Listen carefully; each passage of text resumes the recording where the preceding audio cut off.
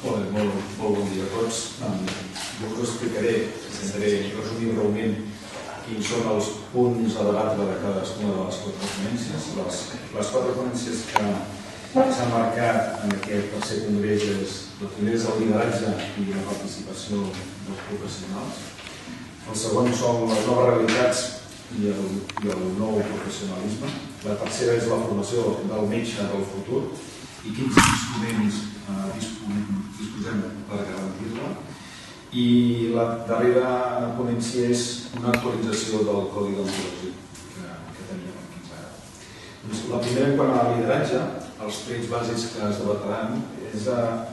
que volem debatre sobre la necessitat que els metges tornem a recuperar el lideratge del sistema sanitari. Aquest és un dels punts principals. Que la implicació dels professionals en els òrgans de participació i decisió dels centres ha d'estar més potenciada. Aquí cal que l'administració ens ho permeti i que els professionals també hi vulguem participar. Que els criteris de decisió no únicament s'han de basar en gestió econòmica, sinó que hem de reforçar el paper dels criteris professionals i de l'assistència. Que som els metges els que hem de vetllar per la qualitat assistencial i que aquesta sigui òptima, que ha de repercutir sobre els nostres ciutadans. Que volem participar i liderar sobretot en els plans estratègics que vinguin marcats pels departaments. I que sobretot s'ha d'anar a un model més horitzontal de treball multidisciplinari, intentar evitar el que són treballs estancs i que la medicina actual ha d'anar a la integració de cada donar una millor qualitat a l'atenció dels nostres pacients. També volem que siguem els professionals els que gestionem els pressupostos, que caldria replantejar un sistema retributiu que premi l'excel·lència professional, la docència i la recerca, i com a exemples que també es debatran en aquesta ponència seria en què volem que els professionals siguin els que elegeixin els seus directors mèdics o els seus responsables d'un centre d'atenció primària, que siguin capaços o que tinguin la possibilitat de gestionar el que sigui la seva agenda de treball o inclús més autonomia en la gestió del seu pressupost. En quant a la ponència número 2, que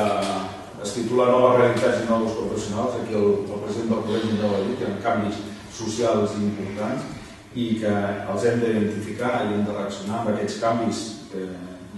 com bé sabeu, són demogràfics, socials i econòmics, i que això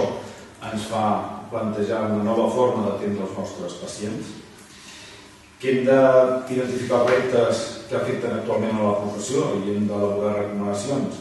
i hem de configurar quin hauria de ser el rol del que hem anomenat el bon metge del futur, i ho definíem en aquesta ponència com aquell metge que té unes bones qualitats de comunicació tant amb el pacient com amb els seus companys, com inclús amb la família, que està obert a la participació amb el pacient. Hem de defugir de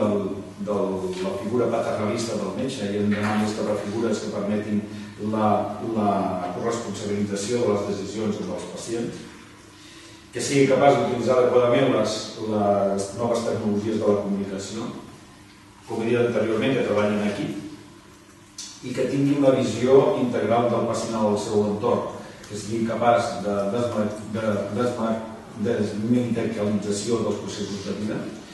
fer front a la malaltia avançada i al final de la vida.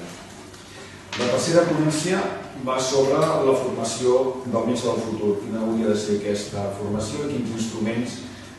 tenim per garantir-la. Aquesta ponència té una visió transversal que aborda des de reptes en quant a la formació universitària, a la formació d'especialització, a la via MIR, i després, tots sabem, la formació continuada, que és tota aquella que el metge ha de mantenir al llarg de tota la seva carrera professional. Que hem d'adaptar-nos a les necessitats futures, els metges han de ser flexibles perquè la societat canvia i en aquests reptes hem d'estar disposats a aquests canvis. Ens plantegem alguns temes a abordar en aquesta ponència com el número de places universitàries que tenim al nostre país en un futur, com ha de ser l'accés a les nostres universitats, ha de ser com el que tenim fins ara, o hem de millorar aquest sistema d'accés a la universitat. S'ha plantejat també l'accés al MIR, com hauria de ser la prova en aquesta via d'entrada de l'especialització. Hem de continuar que sigui una prova que prioritzi la memòria, o hem d'entrar en què els nostres futurs residents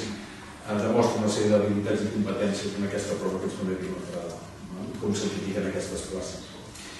I l'últim punt que treballarem serà la formació mèdica continuada, el desenvolupament professional continu, que aquí el que abordem és un tema a debatre molt important i que encara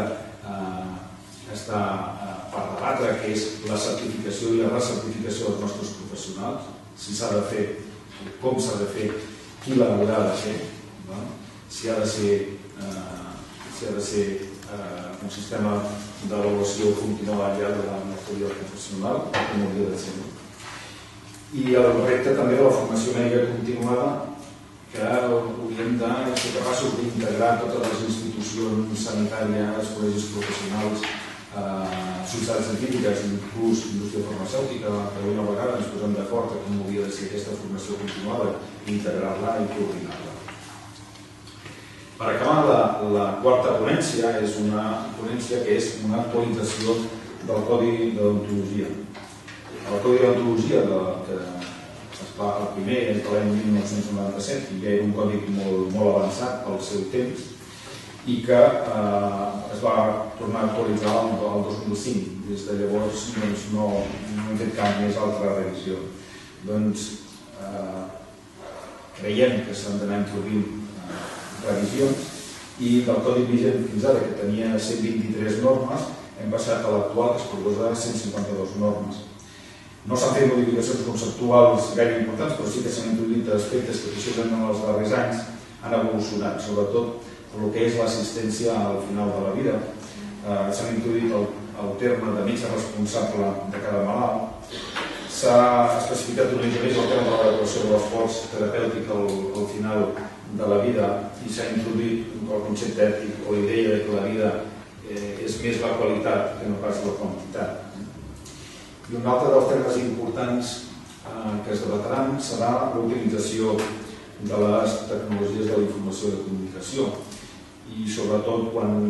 tenim ara el debat i la possibilitat de la història clínica compartida, no únicament entre professionals o entre organitzacions, sinó també amb el pacient, que podrà tenir accés a la seva informació de la història clínica, i tots els plantejaments